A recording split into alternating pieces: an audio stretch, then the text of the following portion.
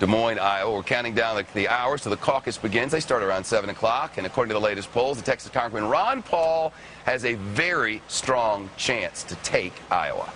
Even if Congressman Paul does not take Iowa, some political analysts and conservative commentators say he doesn't have what it takes to be president in the general election.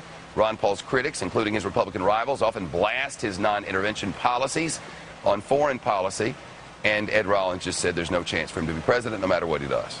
With us now, the Republican senator from the great state of Kentucky, Rand Paul, is here. Of course, he's campaigning for his old man, and the Republican presidential candidate, Ron Paul. It's great to see you. Good to be here. How is Ed Rollins wrong exactly? Well, I think he's been wrong once or twice before. I've been watching him through the years. No, he's wrong because people want to win elections, and they say, well, it's important to get independent vote.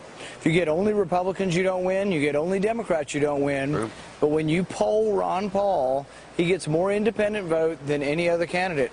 If you poll Ron Paul against President Obama, he does as well as Romney and better than every other candidate in the Republican side. We have 1.4 million troops in the Army, Marines, Navy, and Air Force overseas. They would all come home under a Ron Paul presidency. How long would that take?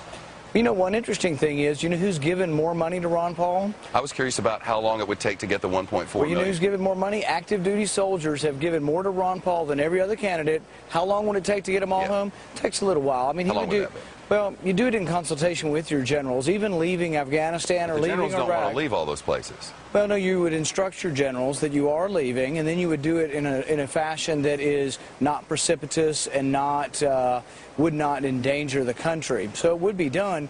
But when you ask the American public, do you think we need to pay for Japan's defense? Do we need to pay for South Korea's defense? Do we need to be sending money to China? Yeah, so I think people are starting to consider what Ron Paul has to say on these No doubt. Did you read Politico yesterday? Maybe. There was an article by Nicholas Wapshott. Did you read that one? You have to help me. Tell me which one. I will. It's the third paragraph. Paul's policies would mean turning back the clock 2 centuries to a time when the United States was a trading nation but otherwise blithely cut off from the world. It would mean an unregulated free market economy that Charles Dickens would have recognized, where big business would rule the roost.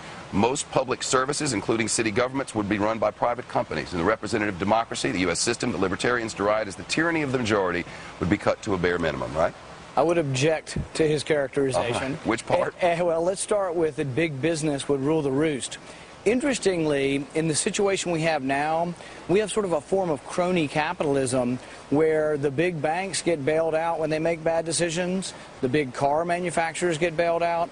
So we have a system now where big government, through their big business, through their lobbyists, manipulates government to their own advantage, and who pays for it? The middle class. So I would say what we have now is crony capitalism. That's precisely what Ron Paul's opposed to. All health care would be brought back into check, and Medicare would be wound down. Should senior citizens, they need to go back to work to pay for their medicine? No, I think what we'd do is that most things would be done at the state level. The Constitution provides certain powers to the federal government. That's why we're having this big debate over Obamacare. Does the federal government have the right to tell you to buy insurance? Does the federal government have the obligation or power to provide health care? Or should it be done by the states and the localities? There's nothing that says the state of Iowa or the state of Kentucky couldn't be involved in health care, but there's nothing that gives that power to the federal government. Another quote from Politico: government should not compel or prohibit any personal activity when that activity poses a danger to that individual alone. That would mean legalizing drugs. Politico asked, does that mean once again, we would have... once again, my dad talks about the states making the decision. I know, but from not necessarily saying that all drugs would be legal, but that states would make the decision. So if California wants to have medical marijuana, the federal government doesn't come in and tell them they can't have medical marijuana. For instance, that's a states' rights issue. If a live free or die state, for instance, chose not to regulate such a thing, then it would be okay under a Ron Paul presidency, in theory, to sell, let's say, as Politico puts it, cocaine and heroin over the counter. The federal government wouldn't be making the rules on most crime, and that's the way our founders intended it.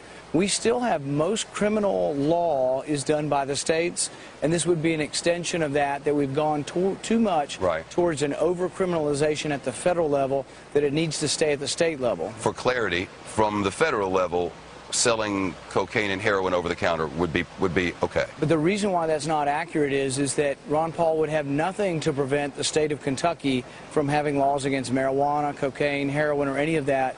He just wouldn't do it at the federal level. So there would be no federal law which would prohibit the sale of cocaine or heroin over the counter. Most of our laws for murder, for example, the federal government doesn't permit murder, but that doesn't mean we're in favor of murder. Of course. The state governments have laws against murder, and that's where the criminal penalties come from. He likes that better because there might be some states, California being one, that think that someone wasting away from AIDS or multiple sclerosis, that it might help them to eat more if they were allowed to use marijuana.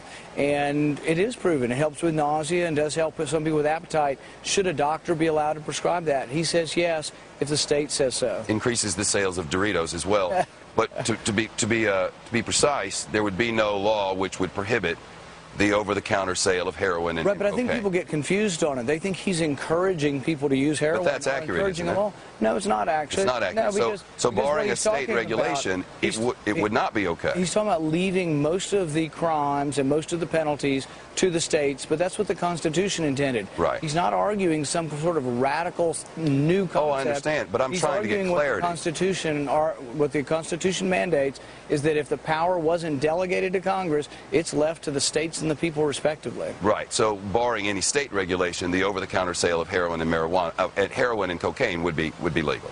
Yeah, but it would be up to the states to make. What I'm saying is barring a state regulation. But it's not him making a decision on it. You see what I mean? I do. But I'm just trying to get clarity on that because I think the answer is yes. Well, but I think people imply that means Ron Paul's in favor of heroin. I didn't imply anything. It was a simple question. Barring a state regulation that prohibits such a thing, the sale of heroin and cocaine over the counter would be legal. He would say that all crimes, murder, rape, incest, are best handled at the state level, and that's where most of them are. Got it.